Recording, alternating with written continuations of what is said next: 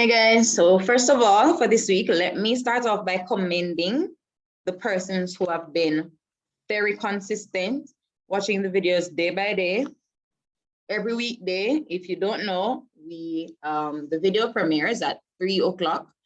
So in premiering, you can come and be like in a live chat settings to speak while the video is going on. Otherwise, you can always watch the video later on. All right, so this is episode number 36. Since this school year, since September, this would be episode 16. So you can check out the first 20 episodes that were done in July, I think. All right, we're doing the May 2011 paper.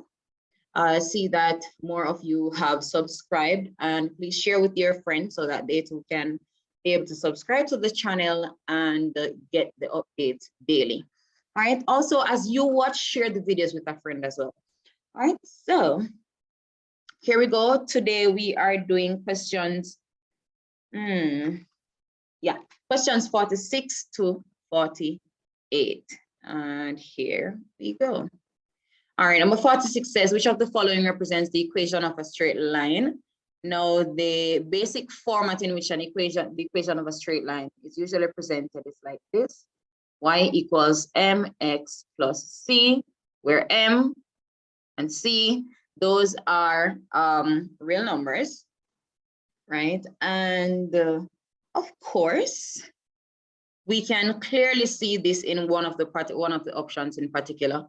Right, of course, that would be C, equation of a straight line. In other words, we can say that this is a linear equation. All the other equations are quadratic equations, and you can research a bit to see how exactly you can tell the difference between linear, quadratic, cubic, etc. equations. All right, so of course, we have y equals 2x plus 3. And just to add, we know that in the equation of a straight line, the number here, the 2, represents the gradient. That's what the letter M stands for. Gosh, this is so awful. All right. Good, the gradient. And we know that this 3 here represents the y-intercept. All right, let's go. Number 47, very, very simple. We are given an arrow diagram, and we have x values here, y values here, and we have the x values being mapped onto the y values. And the question is, the arrow diagram above describes the relation.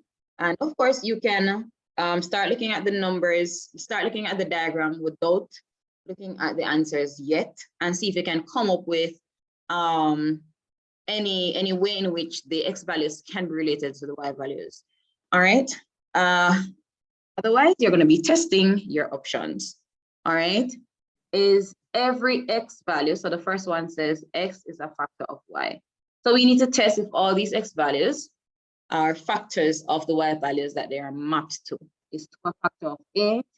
Yes. Is 2 a factor of 10? Yes. And then we go further. Is 3 a factor of 9? Is 4 a factor of 8? Yes. All right. And so we can safely say that we know all the x values are factors of the y values that they are matched to. And that's our answer. Final question for today. This is going to be a very short video. This one, substitution, and you can search my channel for a substitution video I did previously.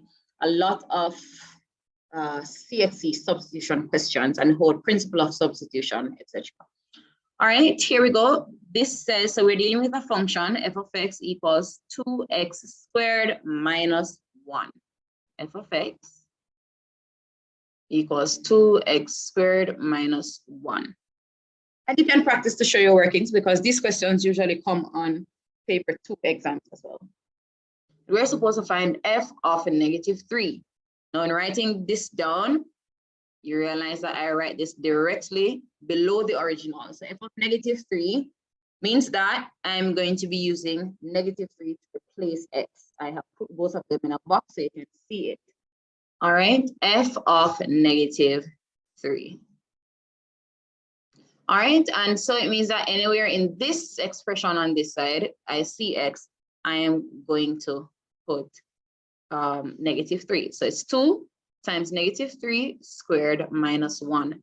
Please note, do not make the mistake of multiplying 2 by -3. Nope, first of all, you must get rid of your, you must work out your powers, all right? So here we go.